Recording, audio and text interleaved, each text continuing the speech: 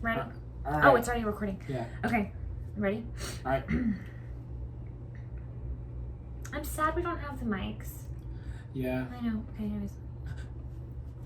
Hey everyone, my name is McKenna. And my name's Jack. Welcome to He Said, She Said. And wow, that was so weird. I actually just forgot how to talk. Welcome to He Said, She Said. I think we should actually say it like that now. Welcome to He Said, pause. She said. No, it's all right. Well, welcome. No, we're gonna keep it. We're sticking We're with keeping it. Okay. Welcome. And today we're gonna be talking about playing hard to get, and if it works, if it doesn't. So let's get into it. McKenna, I feel like, in my opinion, Your opinion. woman can eat. Oh, side note, I get criticized for the way I say women. I was actually about to say something about it. Women. Women. Women. Women. Woman. Woman. Woman. Woman. Just moving on. I just say girls at that point. Ladies. Ladies have an easier time playing hard to get. I feel like it works for them more versus guys. I think that is the falsest statement you've ever No, made. what? And let me put it this way. So, all throughout time, in every species, usually, it's the male who seeks out the female, right? In order to procreate and things like that. For most species, right? So, usually, the guy has to do something amazing. Like peacocks, they have to have these amazing flurry of... Peacocks? Yeah, the ones with the feathers. You know, the ones with but the issue that you're comparing to is that men only do this first because they want sex. No, I just said that more like on a base level because of animals. Right. But I'm just saying. So usually, you are admitting that men are animals. Yeah. You are admitting I'd say female. Is this on the record? Yeah. Jack is admitting. I mean. That men are animals. Sure. Okay. You did it. All right. I get what you're saying. You already know what I'm going to say. No, I understand what you're saying. I think the initial, like, I'm going to ask her out, or... Yes. You know, yes, like, men... That's all I'm saying. Men typically are the ones to make the first move, though I have more recently been the first one to make the move. I've said this before, though. You're just aggressive. Like... Aggressive? Yes. Not in a bad way. Not like mean. You okay, get what you want and you take it. You want something, you just take it. You just so straight up. You fail to realize that most ladies are not like you. A lot of ladies are not like you. Right. And that they're much more passive initially. Okay, I get that. I feel like a lot of the time it's the guy going up to the girl. Right. Usually. No, and I would have to agree with that. Actually, funny story, side note really fast. I was on Mill the other night. Okay? Well, shut up. I'm walking across the street and this guy looks at me and he's like, "Hey, so do you like the way that I look?" And I literally turned to him and I was like, "You know what? I'm going to give you a minute to try again." I literally said that. I literally said this to this man. I said, "Try again." And he looked at me like, "What the fuck?" And I was like, "Dude," I said all these words to him. I'm like, "Dude, that is not how you speak to a girl. You could have literally opened with anything else. Like, 'Hey, you look really beautiful tonight.' Or, 'Hey, what's your name?' Or, 'Do you like the way I look?'" So yes, I would have to agree with you. Men normally make the first move. Is the first move always impressive? No.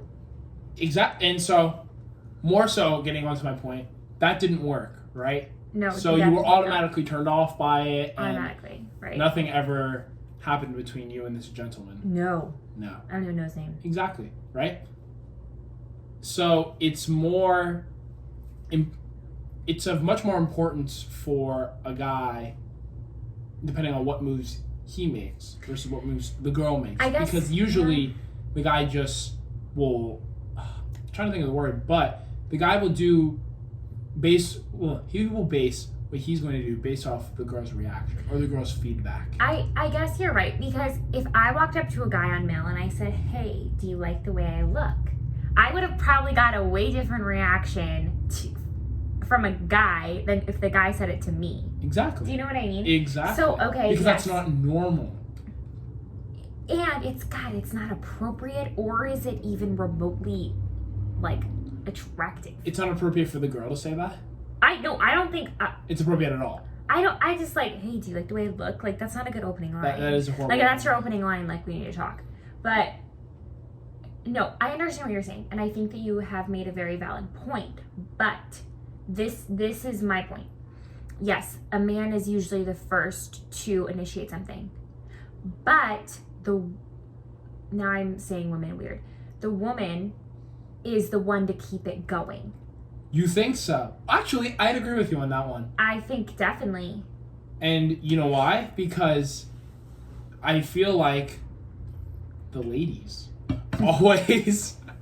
Now I'm just going to say, every episode going on, I'm just going to say ladies. The ladies. Very enunciated. The ladies. The ladies, if they aren't, like, reciprocating it, yeah, obviously if they're not, consenting to anything, if they are not about it, then it just stops. And the guy could try and keep pursuing, but if you're not into it, you're not into it, Right. But I feel a guy would be more up to it if a lady kept pursuing. Do you see what I'm saying? No, I get what you're saying. So I feel like in that way, it's more difficult for guys to play hard to get because we're just basing everything off of what you do. Well, this is the thing. This is a little secret for all the women out there. We have all the power. Exactly what I'm saying. We really do. Yeah. And women, I don't even want to say girls, like we are all grown women, do not understand sometimes how much power we have. Like, when we start talking to a guy, like, it is all up to us. And do not forget that. Like, we have all the power, and I forget that sometimes. But this is the thing. I feel like women tend to be more better communicators, right? Sure. They just tend to be better communicators than men. And so we like to text, right? We like to talk on the phone. And sometimes these guys don't respond, maybe not intentionally, or don't call us. And that to us is like, are they playing hard to get?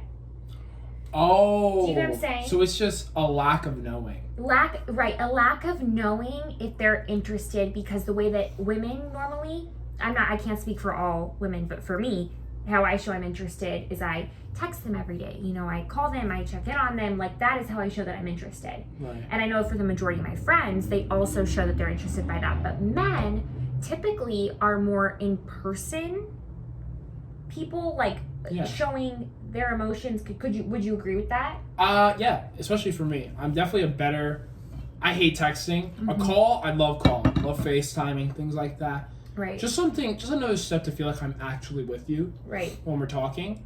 As you know, I barely text you. I hardly respond to text, but I call you all the time. That's very true. Jack literally ghosted me for like 2 weeks. I did not hear from this man. Yeah, no.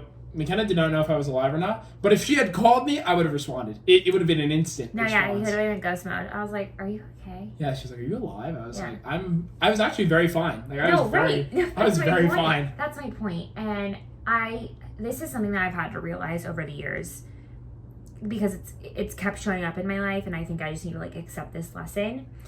Men just are not as good communicators as women are, and that's okay. That's not always a terrible thing. But if a guy isn't responding as fast as you would like him to, like, tell him. Like, be like, hey, this is like what I need from you, because they don't know. They're not thinking about it. They're not like, oh, if I don't respond in 5 minutes, she's gonna be upset. Like, they don't know, right? See, I feel like a lot of the way it is the case with that, but a lot of the time, at least for me, I am always thinking, if I was talking to a girl and, not sure whether she was interested or not, or how. I also overthink things a lot. Mm-hmm. I will open a snap or open a text message, and I'll wait intentionally sometimes. Not too long. I'm talking like 10 minutes. From a girl? That's rude. Like 10 minutes. Actually, see, that's playing hard to get. That's playing hard to get. Is that playing hard to get? Oh, 1,000%. Are you kidding? I feel like it's different. What else is it? What else would you call it? Not being obsessive. See, I actually... Wait, hold on. Point. I have point and case about to be proven. I think, because I've heard this from several different guys. Of course. Guys are so scared to, like, have a girl think that they're obsessed with them or, like, whipped. And so I feel like guys don't respond so quick because they're like, I want her to think I'm cool and I have a life. And then... exactly. And then girls are like, I'm going to respond so quick because I want him to know that I'm interested in him. See... Do you know what I mean? That is not always the case. Or I will respond as fast as they respond. If they respond to my text right away, I'll respond to their text right away. You know, I like to base it off them more so. But a lot of the time, you know, if I'm talking to someone, usually, you know, they do have a life. So they won't respond to me as fast. Maybe they'll take an hour to respond because they're doing homework or taking a nap or whatever. Which is totally okay. And this is what's so hard about the talking phase is that you have to play these games. Yeah. You have to go back and forth. And I think that is why a lot of us choose to not do the talking phase and just stick with what we know. Exactly. It's easy. Which is our exes. Yes. It's hard. It's hard a lot of the time to not go back to your ex. Once you realize that you have something. And how much it fucking sucks to, like, play these games with people and, like, wait 10 minutes to respond or, like, wait, like, an hour after a date to text them, like, because then you're just like, oh my god, this is so much work. And then that makes you be like, wait, I just missed my ex. It was so easy. I feel the opposite. Not the opposite, but I feel differently. Okay. Sometimes if my life is kind of boring, or if I'm bored, I'll like back in the day when I was in my Tinder prime. I loved going on Tinder because it was like a game. Like I was like, oh, how good am I gonna do? Well, right. It's honestly a self-esteem booster or killer a lot of the time. You know, if you match with someone and you think, oh man, like maybe this person kind of seems interesting, and they respond to your horrible pickup line that you said, or your horrible compliment. I can't. I think I would report every single human on Tinder if I went. Like, I'm telling you guys. Tinder for girls is also very different than Tinder for guys. I can't even speak to that because I've never been on a dating website. I'm not judging people who go on dating websites. That's fine. But I feel like I'm way too damn young to be on a freaking dating website. It's so easy, though. I can't stand it. I won't do it. How do you know until you try? Actually, I can't say that because I feel that way with TikTok. I won't do it. I won't. So, my point. Also, don't you guys ever get scared you're going to see, like, your exes on Tinder if you join? I have. Oh my god, that's terrible. It was so funny. That's not funny. I also can make... cry. I also make any awkward situation just funny automatically. Like, that's my first go-to. I'm like, just crack a joke. No. And if they don't respond, then they don't respond, and it's fine. But I've definitely seen my ex on Tinder, for sure. No, thank you. Not for me. But the point was... It's easy to stick to what you know. It is. And I think we've all been through that phase where we're not with our ex, but we're not with our ex. Right. We're in, like, this purgatory. Exactly. Does that make sense? Is that a good word for it? It is. And you don't know what's okay, what's not okay. Right. And you're afraid to ask because you don't want to lose them. Because the moment you ask, it becomes real. It becomes like, wait, what are we doing? What are we doing? It's like, yo, it's not that serious. We were just exes hooking up again or whatever. But then it is that serious. I think so too. It always is that serious. You can't just hook up. Listen to me. This is serious. Everybody. If you're just hooking up with your ex right now and you're like, we're just hooking up, like, No strings attached. It's like not anything serious. No, like we're just get out, run, because you're never just hooking up. It's never just friends with benefits. Never. It's with your exes. Don't do it. Don't do it. Right? Jack. Don't do it. It's just sex. Just sex with your ex. Whoa. Oh, that rhymes. Ooh, that's a good. Just sex with your ex. That's good. Maybe we should call the podcast this. Trademark it. Hello and welcome to Just Sex with Your Ex. I think it's kind of got a good name. Let us know. Should we rebrand? Yeah, should we rebrand? Oh my god. A little mid-season rebrand. Let us know. Or next season, whatever you're feeling. Just sex with your ex. Ooh. That's good. It's got a ring to it. Let us know, guys. Anyway, back to what we're talking about. Just sex with your ex. What do you... Okay, no. I'm not going to ask that. No, ask. I was going to say, what do you mean by that? But that's a dumb question because... What do you mean? Like a lot, one time, you think one time? No. I mean, like, friends with benefits. Like, you've seen each other every weekend. Every weekend, and you're like, you know what? This is just sex. No emotions. No strings attached. I've heard that so many times. We're just... There weren't even any emotion tied to it. I'm like, that's so not true. No, it's never true. And it never works. Because what happens... I'll tell you exactly what happens. What happens... I can literally lay it out for you. The girl gets attached. The guy starts getting attached again, but the guy gets scared, right? The guy's like, oh my God, like this, I can't. Or the girl also gets scared and one of them sleeps with somebody else and then they find out. And then sleeping with somebody else while sleeping with your ex is a huge no-no, right? Yes, like... It's a huge, no matter what. No. You can say it's okay. But it's not okay. You're gonna get hurt. You're gonna get hurt. But you're not breaking any rules. Well, okay, you're not breaking rules. But that's the thing. You're bending them because there are no rules. Right. That's because you're not anything. That's the issue. When there's no boundaries, that's when it's bad. That's when you have to run. When you're in a relationship or any friendship, anything ever in your life, and there's no boundaries, no rules, it will always end in a shit show. Always. I agree. It's like there's like everyone always says you either get married or you break up when you're in a relationship. Right. Like there's no other end. Right. So that's why a lot of people say, well, people take dating really seriously and stuff like that. Me. You kind of being one of those people. I take dating very seriously.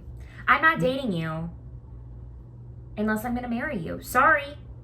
I'm not doing it. Yeah. I'm not bringing you on my family. You're not meeting my cutie little sister because she gets very attached.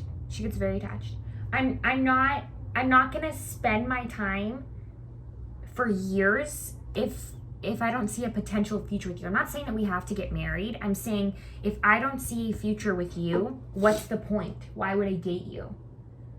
Fair. Right? I agree. Okay, so what, are you just dating for shits and giggles, or? No, well... That was very judgmental, and I did not mean for it to come off. Yeah, no. Well, I think we're saying going on dates, okay, no. Yeah. No, I go on dates all the time. That's what I was saying. You are a serial dater. I'm a serial dater. I am. I'm a serial dater. But see, this is my problem with that. Is it okay to go on dates and things like that while you're talking to your ex? Because like it might just be sex, or it might just be whatever it is. What if it's more than sex? What if it's like purgatory? But you're like halfway between. But I love you, and we're going on dates, and I see you all the time, but we're not together. See, if you go on dates with your ex... I can't relate. I'm just asking for a friend. If you go on dates with your ex, then I don't think you should go on dates with other people. I agree with you. No, actually I do. And yeah, I agree. Now you shouldn't, but could you? You should, yeah. But could you? Yeah. Technically, you could. You could. Well, you'd be a horrible person. You would not be a horrible person. You would just be a normal human who is trying to get through this very weird stage of purgatory with your ex. But this is the thing. It never works for long periods of time, and that's why you have to establish something.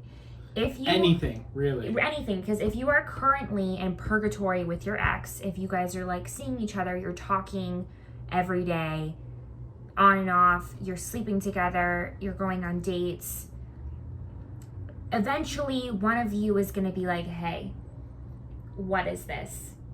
Because it's never a fun conversation to have. Right. And, you know, if it's exclusive, like, those boundaries need to be set.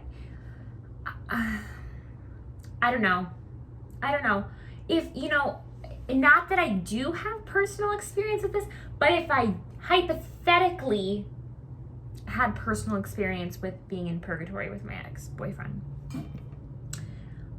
I personally would not be going on dates with other people because it's not fair on other people. It's not fair. Ooh. It's not fair on other people. Why would you drag other people into your shit with your ex? Why would you do that? That's true. You know? A lot of exes can be crazy. Well, not even the exes are crazy, but it's like, why would you go on a date with somebody when they really don't have a chance? Because you're still in love with your ex. Some people are like you, serial daters, and they don't. But I'm a serial and they don't dater. They don't always date. Like, every date you go on, you don't think this person is my Prince Charming, my number one.